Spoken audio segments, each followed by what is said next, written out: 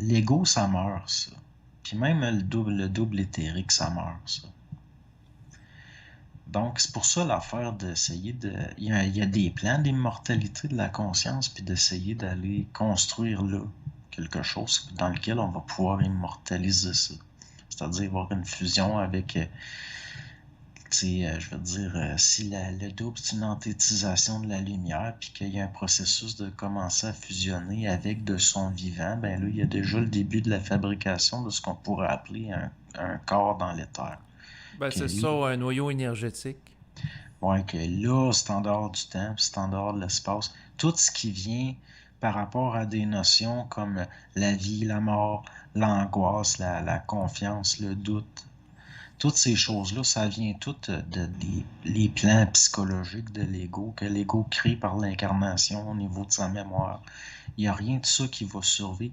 C'est pas pour rien que ces pensées angoissantes-là, puis les idées noires, puis tout ce qui est... Ça vient tout d'un plan qui est lié à une future mort, je veux dire.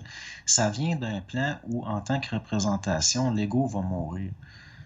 Je veux dire, c'est des idées qui viennent de la mort elle-même, qui vont porter les gens justement à vouloir aller au ciel, parce que questionner sur des choses comme ça. Vouloir aller au ciel, ça revient à vouloir mourir. Ça revient à devenir de la mémoire expérimentale archivée, ça revient à devenir en tout cas, je veux dire, c'est des idées qui viennent de la mort. Les idées d'angoisse, puis qui sont liées à la mort, ou qu'on va donner de l'importance Mhm. psychologiquement, puis ça va avoir une influence sur la qualité de vie, même des fois la durée de la vie, si on regarde au niveau statistique, c'est l'ego qui se réfléchit lui-même. Je veux dire, ça revient à la mort. Je veux dire, c'est des pensées qui viennent de la mort. Les, L'être humain a bien de la difficulté à avoir des pensées d'éternité. Il n'y a pas d'intégration des notions d'infinité, puis même l'idée qu'il fait partie de ça. Parce qu'au fond, on s'en fout, je veux dire.